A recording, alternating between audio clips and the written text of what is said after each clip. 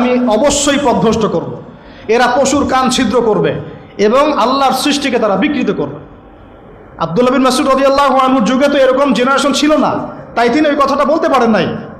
তখন তিনি বলেছেন ভ্রু প্লাক করলেও এর অন্তর্ভুক্ত হবে, দাঁত শান করে উপরে ফেললে অন্তর্ভুক্ত হবে, ট্যাটু আঁকলে অন্তর্ভুক্ত হবে। আল্লাহ পাক স্বাভাবিক যা দিয়েছেন তার থেকে যদি অস্বাভাবিক পরিবর্তন করতে চায় সৃষ্টিকে, তাহলে এর অন্তর্ভুক্ত হবে। তবে যেসব ক্ষেত্রে ইসলাম অনুমোদন দিয়েছে ওই ক্ষেত্র জায়েজ।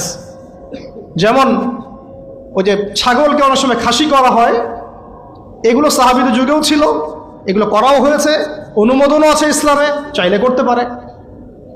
কিন্তু একটা আদম সন্তানের আকৃতিকে এভাবে আপনি পরিবর্তন করে দিবেন, এটাকে উৎসাহিত করে দিবেন, এটা নিয়ে বই লেখা হবে, প্রমোট করা হবে। সুবহানাল্লাহ, আমরা কোন যুগে চলে আসলাম? আমরা দেখতে দেখতে কোন যুগে চলে আসলাম?